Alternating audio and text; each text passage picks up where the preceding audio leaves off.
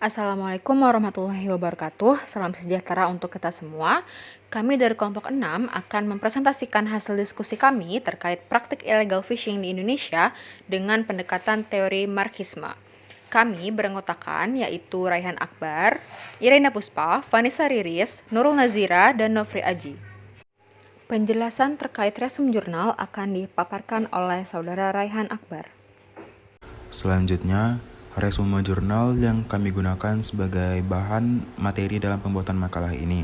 Yang pertama, jurnal dengan judul Politik Hukum Pemerintah dalam Penanganan Tindak Pidana atau Illegal Fishing di Indonesia, yang diterbitkan pada tahun 2016 dan ditulis oleh Mawardi Khairi.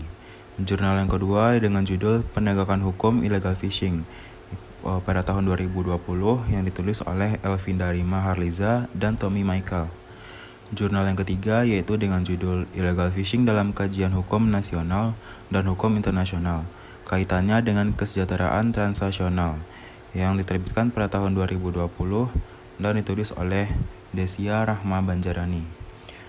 Untuk jurnal yang keempat dengan judul Illegal Fishing di Perairan Indonesia, permasalahan dan upaya penanganannya secara bilateral di kawasan, yaitu pada tahun 2012 dan ditulis oleh Simela Victor Muhammad. Dan yang terakhir dengan judul jurnal yaitu Tinjauan Yuridis Illegal Fishing di Indonesia berdasarkan Undang-Undang Perikanan pada tahun 2017 dan ditulis oleh Ingrid Fernandes. Selanjutnya yang akan dijelaskan oleh rekan saya. Berikutnya adalah konsepsi teori. Yang pertama adalah Marxis. Marxisme adalah sebuah paham yang mengikuti pandangan-pandangan dari Karl Marx. Teori ini merupakan dasar teori komunisme modern. Teori ini tertuang dalam buku Manifesto Komunis yang dibuat oleh Marx dan sahabatnya, Friedrich Engels. Menurut Alan Hunt, terdapat beberapa tema pokok yang dijelaskan oleh para pemikir Marxis mengenai hakikat hukum. Yang pertama, hukum tidak dapat terhindar atau tidak dapat melepaskan dirinya dari politik, atau bahkan dapat dikatakan bahwa hukum ini adalah salah satu bentuk perwujudan dari politik. Yang kedua, hukum dan negara memiliki hubungan yang dekat. Hukum memperlihatkan sifatnya yang relatif otonom dari negara. Yang ketiga, hukum memberikan pengaruh, mencerminkan atau mengekspresikan kuatnya hubungan ekonomi yang ada. Yang keempat, hukum selalu berpotensial bersifat memaksa dan memanifestasikan atau mewujudkan monopoli negara atas alat-alat pemaksa. Yang kelima, isi dan prosedur yang terkandung dalam hukum baik langsung maupun tidak langsung mencerminkan kepentingan-kepentingan kelas yang berkuasa. Dan yang terakhir, hukum itu bersifat ideologis. Dengan demikian, hukum itu menunjukkan dan menyediakan legitimasi kepada nilai-nilai yang melekat pada kelas yang berkuasa. Yang kedua adalah illegal fishing. Illegal fishing adalah penangkapan ikan yang dilakukan dengan melanggar hukum yang telah ditetapkan di perairan suatu negara. Biasanya beriringan dengan penangkapan ikan yang tidak diregulasi dan yang tidak dilaporkan, sehingga menyulitkan otoritas setempat untuk memantau sumber daya yang telah dieksploitasi. Undang-Undang Nomor 45 Tahun 2009 tentang Perikanan menyebutkan bahwa penangkapan ikan adalah kegiatan untuk memperoleh ikan di perairan yang tidak dalam keadaan dibudidayakan dengan alat atau cara apapun, termasuk kegiatan yang menggunakan kapal untuk memuat, mengangkut, menyimpan, mendinginkan, menangani, mengolah dan atau mengawetkannya. Pengertian illegal fishing dijelaskan sebagai berikut. Yang pertama, kegiatan penangkapan yang dilakukan oleh suatu negara tertentu atau kapal asing di perairan yang bukan merupakan yurisdiksinya tanpa izin dari negara yang memiliki yurisdiksi atau kegiatan penangkapan ikan tersebut bertentangan dengan hukum dan peraturan negara. Yang kedua, kegiatan penangkapan ikan yang dilakukan oleh kapal perikanan berbendera salah satu negara yang bergabung sebagai anggota organisasi pengelolaan perikanan regional.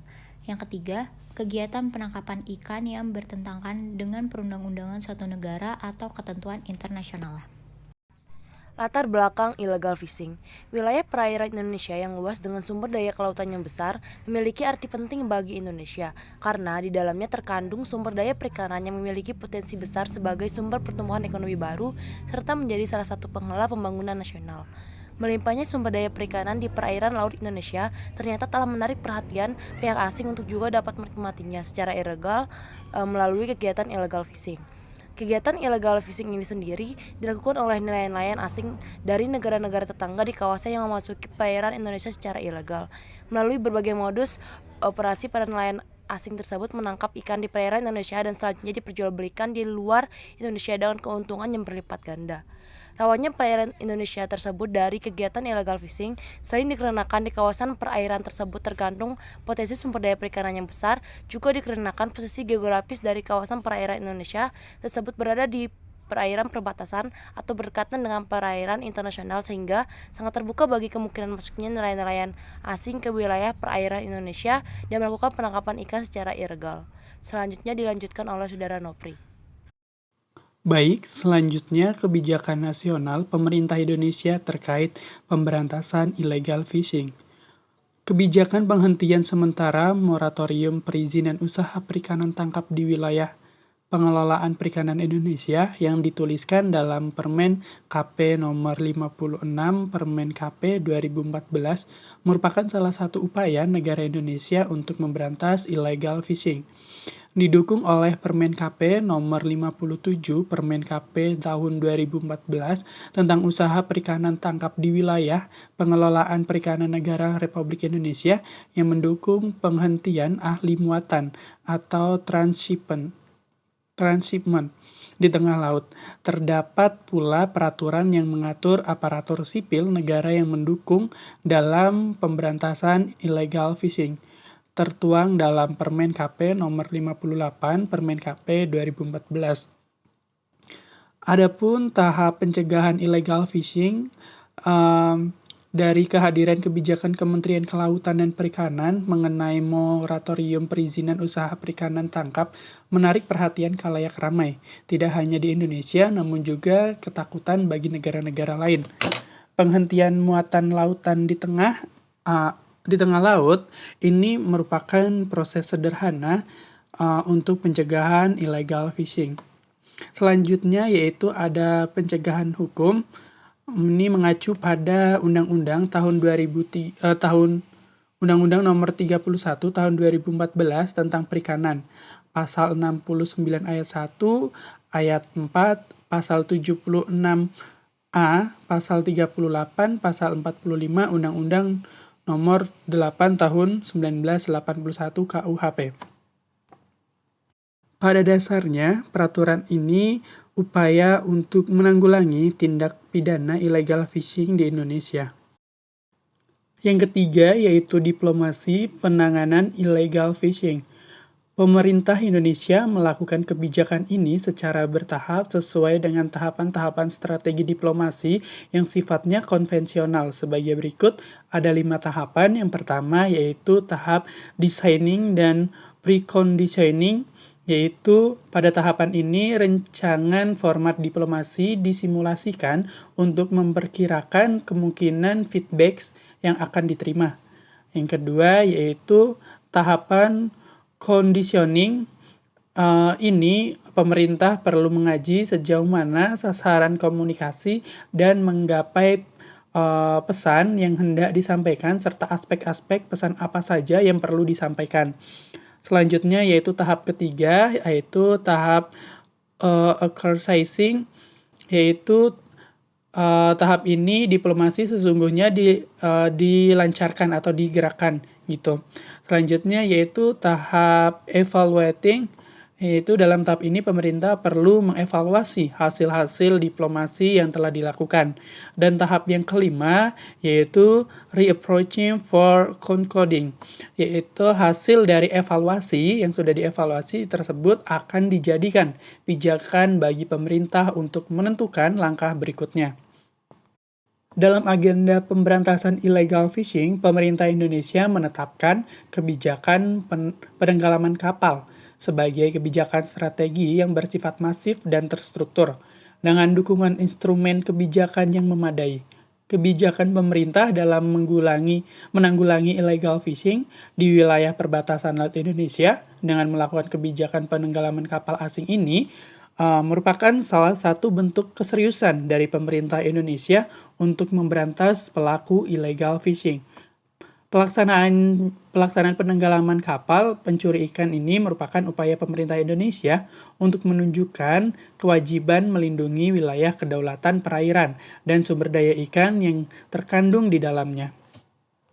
Hubungan illegal fishing di Indonesia dengan teori Marxisme.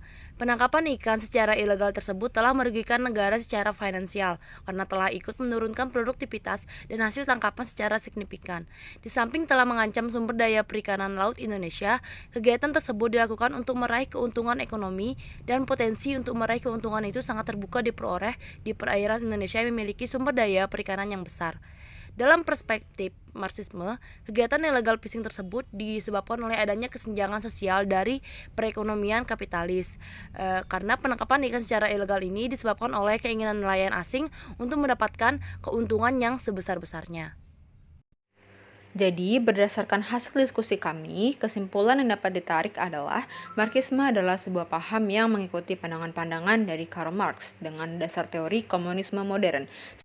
Sedangkan praktik illegal fishing di wilayah perbatasan laut Indonesia dengan melakukan kebijakan penenggelaman kapal asing adalah salah satu bentuk keseriusan pemerintah Indonesia untuk memberantas pelaku illegal fishing. Hal ini dimaksudkan untuk menjaga wilayah serta kedaulatan, menimbulkan efek jera dan mengamankan laut dari penjarahan pihak asing. Dalam perspektif Marxisme, kegiatan illegal fishing di Indonesia disebabkan oleh adanya kesenjangan sosial dari perekonomian kapitalis. Penangkapan ikan secara ilegal disebabkan oleh keinginan nelayan asing untuk mendapatkan keuntungan sebanyak-banyaknya. Dengan pemaparan kesimpulan tadi, berakhir pula lah presentasi dari kelompok kami. Kurang lebihnya mohon maaf. Wassalamualaikum warahmatullahi wabarakatuh.